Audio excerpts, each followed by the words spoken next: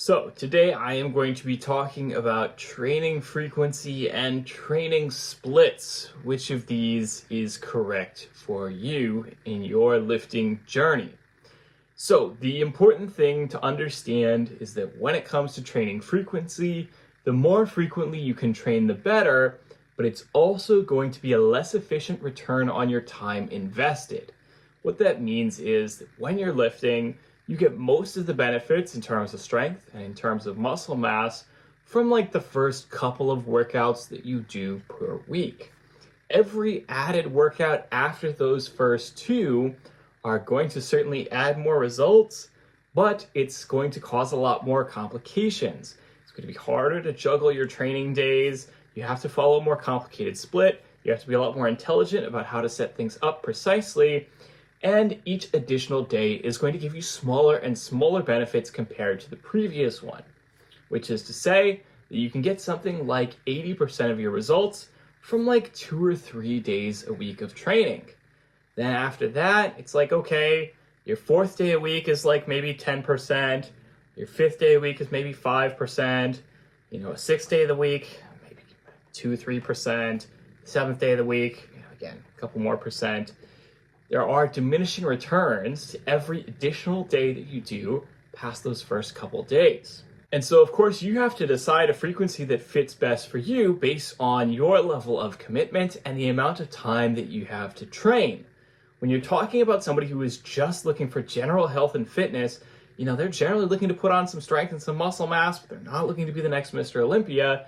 Then, of course, aim for the low end. Do 2 or 3 days of workouts a week. Just do so consistently. You're going to see awesome results just from that alone. Likewise, you have somebody who is maybe a little bit more athletically inclined, but they're also very busy. They've got a lot of other stuff going on in their life. Maybe just 3 days a week and focus on everything else in your life.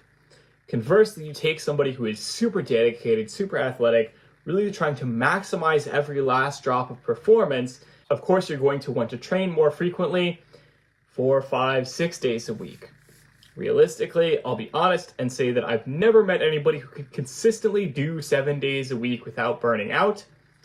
I myself have done it in the past for a period of time, and I certainly burnt out on it before too long. So ultimately pick a frequency that works best for you and stick with that. You want something that is sustainable and consistent that enables you to hit a regular workout routine, because of course constantly changing up your workout routine is going to inhibit your ability to make progress in the long term.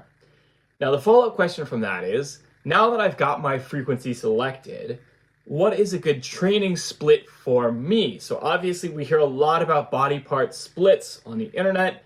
You look at these old bodybuilding programs, and in some cases, they get as complicated as having 6-day body part splits. So what that means is that you are doing 6 different workouts, a different workout each day, 6 days of the week, and then you're repeating that once a week. I have even seen in the olden days things that are maybe a bit more complicated than that, where maybe it's like 12 different workouts and you only train something once every 2 weeks and things like that. So what we have now is that we do have research that shows that a frequency of at least twice a week per muscle group, potentially more, is usually best for optimizing your muscle and strength gains. Now, given that we also know that it takes typically about 2-3 days before a muscle is fully recovered and you're able to hit it hard again, obviously that varies a little bit. You're talking small muscle groups, maybe they recover quickly in just a day or two. You're talking large muscle groups like your legs, maybe it's more like 3 or 4 days before they're fully recovered, especially if you do a really hard workout, right?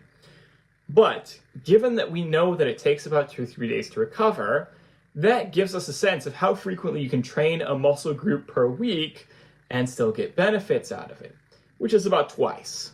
And that makes sense because, again, the research is now confirming that twice a week is a pretty good target to shoot for. So, given that you want to train each muscle group at least twice a week, that means that you want to be hitting that workout, that split, at least twice a week. And that does give us a very easy way to determine what the best possible split is for your situation. It is to divide your number of training days by 2 And then, of course, round up to the nearest one because, of course, you can't train for a half a day. So what that means is that if you have only 1 or 2 days to train per week, then you want to do what are called full body workouts. No split. You're just training all your body parts every single day that you go into the gym. When you do something that is like 3 or 4 days a week of training, then you're going to want a split that involves 2 separate workouts.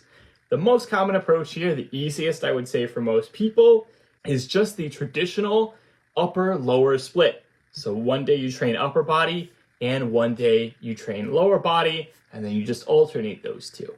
Now, when you're talking 5 or 6 days a week, at this point you need a 3-day split.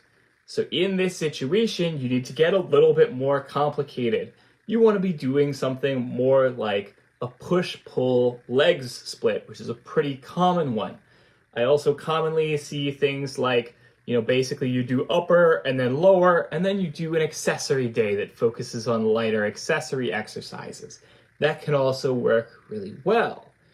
But this gives you a sense of why different splits will be useful for different situations. Obviously, you want to be hitting all the muscles twice a week as much as possible. And so, of course, when you're talking like just 2 days of training a week, okay, you're probably going to be training like once every 3 or 4 days. You're probably going to be fully recovered, all your muscle groups before your next workout regardless. So you might as well do full body workouts because that's going to enable you to hit all of your muscle groups. So if you're looking at 1 or 2 days of full body split, you're looking at training your bench press, your overhead press, your row, your squat, and your deadlift all in the same day. Obviously, that can seem like a lot for people who are used to other splits, but again, remember, you're really only training twice a week, so it's fine. You're going to be fully recovered by the next one.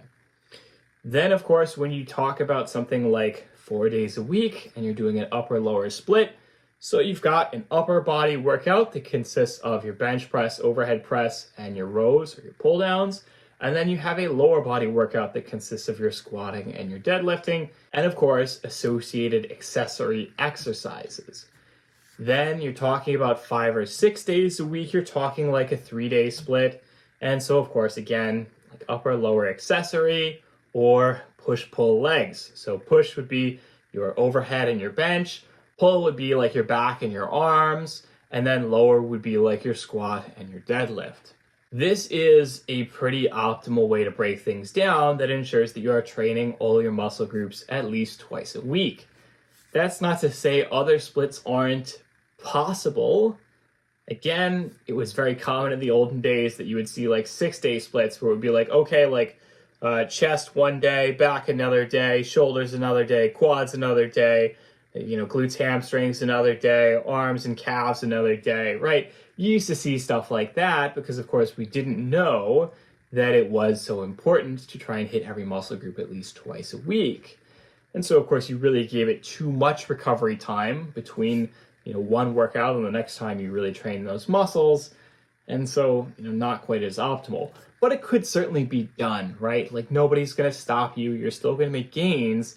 Your gains are just not going to be as optimal as if you were training every muscle group at least twice a week, which is, again, the goal here. It's also important to recognize that while you generally want to hold true on these specific breakdowns, you could do other things as well. I myself basically sometimes do full body workouts 3 days a week, and then basically I just adjust my difficulty on my workouts a little bit. If, for example, I find that one muscle group is a little bit under-recovered because I trained it hard very recently. Likewise, if you're somebody who finds that you recover really fast, you might be able to do something like, okay, I'm training 6 days a week, but I'm doing, upper-lower splits, basically upper-lower every single day, right? Or you could have somebody who recovers really slowly on certain muscle groups, so maybe you have to get a little bit more complicated and extend it out so that your training week is actually longer than 7 days, and so your cycle there is a little bit more split up, a little bit more spread out, so you can make sure that you're fully recovered between training sessions. Of course, also, there are things like accessory work, which is pretty light. Light accessory work is generally not going to be an issue in terms of your actual recovery, And so, for example, you might do something where it's like, hey, in general, I'm following an upper lower split, but I'm actually also training arms basically every single day because I really want to focus on developing my arms right now, and they're not developing so well, so I really want to push things there. And of course, your arms recover very quickly. So realistically, even if you train arms every single day, that you're in the gym 4 days a week, it's not going to be too much of an issue. There is a lot of room for flexibility. There's a lot of room to play with this structure and find things that work well for you. However, in general, I would say that for most people, you probably want to stick pretty close to this existing structure because this is a structure that is tried and true, that works pretty well for most people, so long as you don't go too far off of the beaten path. But again, at the end of the day, customization, finding things that work for you, finding things that are sustainable is really the name of the game. So don't hesitate to play with this structure a little bit to suit your own needs. So I hope that this video has been helpful to you. As always, don't hesitate to like, comment, subscribe, smash the notification bell. Let me know what kinds of videos you would like to see in the future. Have a good week, and I will talk to you all next week.